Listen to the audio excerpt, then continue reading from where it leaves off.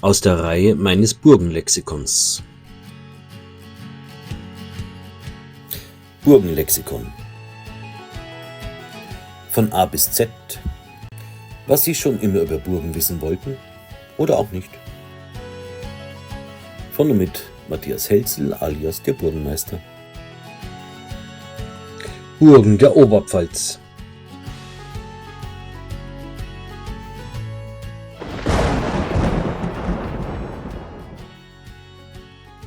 Das schwarze Schloss von Zogenreuth. Geheimnisse der Oberpfalz.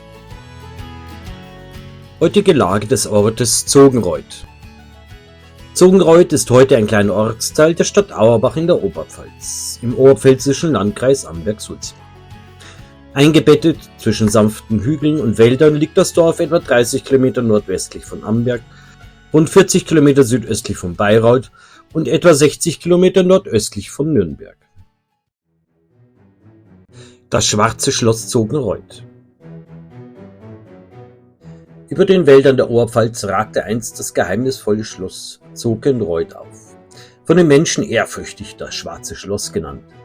Sein Name ging auf die dunklen, eisenhaltigen Kallmünzer Steine zurück, aus denen vor allem die unteren Geschosse errichtet waren.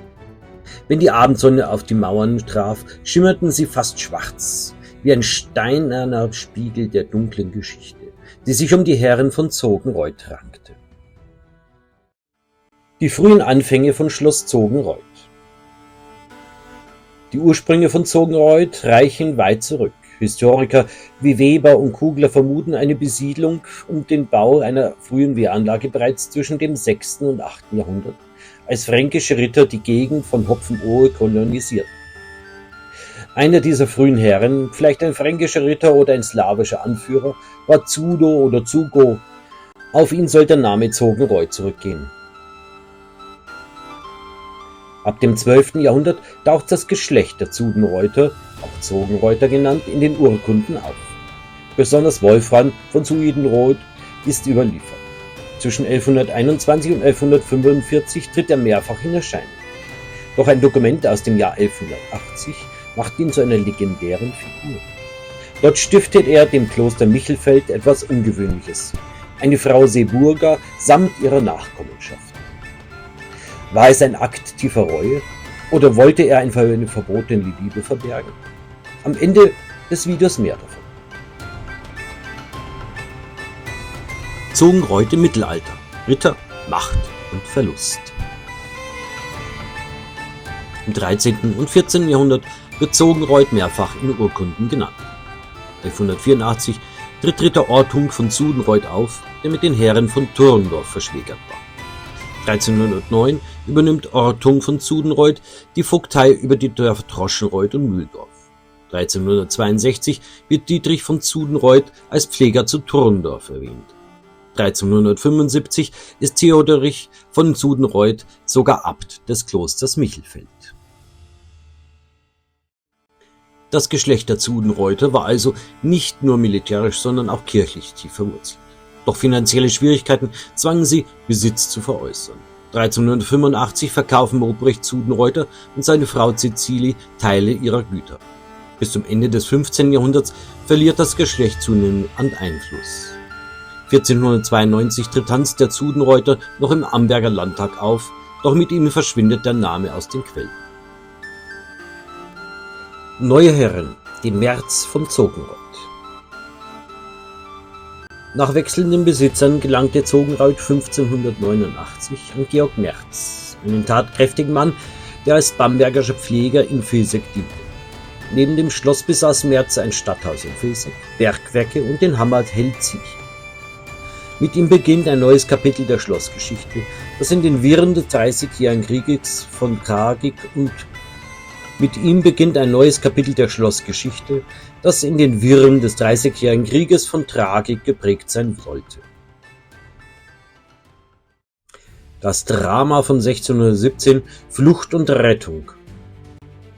Als Protestant geriet Georg Merz mit der Gegenreformation in Konflikt. 1617 musste er Zogenreuth verlassen und ins Exil nach Vilseck gehen. Seine Frau und 9 Kinder blieben allein im Schloss zurück. 2 Jahre später brachte seine Frau das 10. Kind zur Welt, starb aber im Kindbett. In einem Akt von unglaublichem Mut kehrte Merz trotz Lebensgefahr zurück nach Zogenreuth, um seine Kinder zu retten. Für einen Ketzer wie ihn bedeutete das Betreten des katholischen Territoriums Folter und Hinrichtung. Doch es gelang ihm, alle seine Kinder nach Vilseck zu bringen. Eine Rettung unter Lebensgefahr, die noch heute wie ein Heldensaga klingt. Zerstörung und Untergang.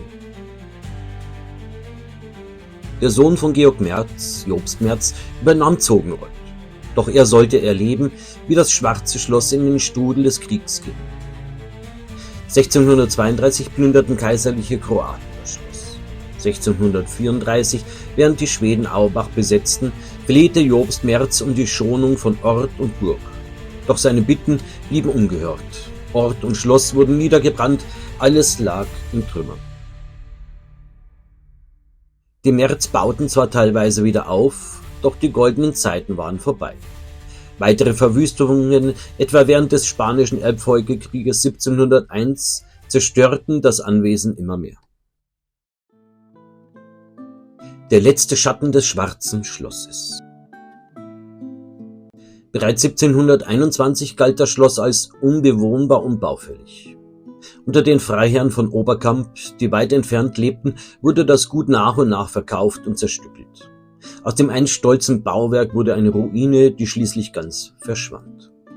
Heute erinnern nur noch Flurnamen, Erzählungen und die mit Kallmünzern errichteten Grundstückseinfassungen an das Schloss Zogenreuth und an die Legende vom Schwarzen Schloss, das in der Abendsonne wie aus schwarzem Pech gegossen gewirkt haben soll. Die Baugeschichte des Schlosses Zogenreuth. Das Schloss Zogenreuth, oftmals treffender als Burg bezeichnet, erhob sich einst als markantes, turmartiges Bauwerk über den sanften Hügeln der Oberpfalz. Errichtet aus dem sogenannten Kallmünzern, einem eisenhaltigen Sandstein, strahlte es eine ungewöhnliche Dunkelheit und Schwere aus. Diese fast schwarze Färbung der Mauern verlieh der Anlage schon früh den Beinamen das Schwarze Schloss. Das Wappen der Familie Zudenreuther, das einen Turm zeigt, könnte direkt auf diesen charakteristischen Bau zurückzuführen sein. Hier sehen wir das Rekonstruktionsmodell des Schlosses Zogenreuth. Die Anfänge der Anlage lassen sich vermutlich in eine einfache Holzburg mit Palisaden und einem angrenzenden Gutshof im Süden verorten. Typisch für Wehranlagen des 8. bis 10. Jahrhunderts. Spätestens im 12. Jahrhundert wurde diese ursprüngliche Befestigung durch einen steinernen Wohnturm ersetzt. Der rechteckige Turm, dessen Maße im Urkataster mit etwa 9 x 7,50 Meter angegeben sind, ragte vermutlich 12 bis 15 Meter in die Höhe. Vergleichbare Türme wie die Burg Flossenbürg oder Burg Leinroden geben eine Vorstellung von einer seiner einzigsten Gestalt. Das oberste Stockwerk war mit großer Wahrscheinlichkeit in hellerem Fachwerk ausgeführt, wodurch ein eindrucksvoller Kontrast zu den dunklen Sandsteinen der unteren Geschosse entstand. Hier zu sehen der Urkatasterplan von etwa 1840, bei 9 in etwa der Gutshof, 8 das Schloss, damals schon Ruine, bei 10 und 11 Bachläufe bzw. Quellbäche, wo die Gräben damals gespeist wurden. Ein Hocheingang, wie bei Wohntürmen dieser Zeit üblich, dürfte zusätzlichen Schutz geboten haben. Im Laufe der Jahrhunderte wurde das Schloss kontinuierlich ausgebaut. Der Wohnturm erhielt vermutlich im Osten einen Anbau mit einem Treppenhaus, das den Zugang zu den oberen Geschossen erleichterte. Die gesamte Burganlage war von einer wehrhaften Mauer umgeben, die durch mindestens 2 Türme gesichert wurde. Während das Gelände im Norden und Osten steil abfiel und damit natürliche Verteidigungslinien bildete, verstärkte ein Graben im Westen und Süden den Schutz der Burg. Eine hölzerne Brücke führte von dem südlich gelegenen Gutshof, der zahlreiche Wirtschaftsgebäude beherbergte, direkt zum Haupttor der Anlage. Hier eine weitere Ansicht des Rekonstruktionsmodells. Hier auf dieser Seite ist zu vermuten ein Abbauerker. Hier der Grundriss des Schlosses Zogenreuth, 6 die Wehrmauern, 3 das Tor, 4 die Brücke, 2 und 5 jeweils ein Wehrturm und 1 das Schloss selbst. Hier auf alten Ansichten des 16. Jahrhunderts das Schloss Zogenreuth dargestellt.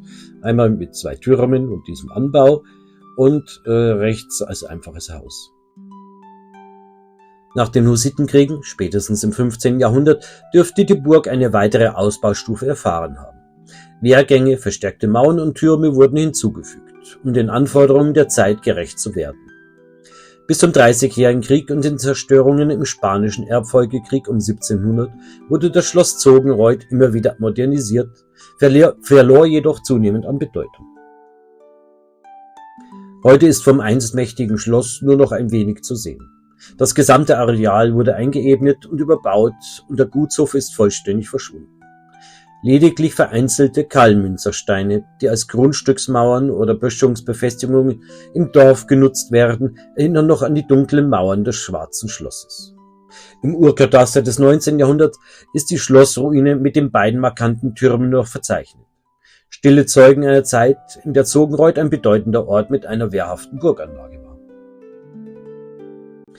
Hier auf dem Bild bei der Scheune war einst das Schloss Zogenreuth gelegen. Hier die ehemalige Zufahrt zum Gutshof und zum Schloss. Hier die ehemalige Böschung, worauf das Schloss erbaut war. Und hier als Grundstücksbefestigung Kalmünzersteine vom einstigen Schloss. Schlussgedanken. Wer heute durch den Ort Zogenreuth wandert, mag vielleicht die Stimmen der Vergangenheit hören. Das leise Weinen Seeburgers, die Rufe Georg Merz nach seinen Kindern oder das ferne Knistern der Flammen von 1634.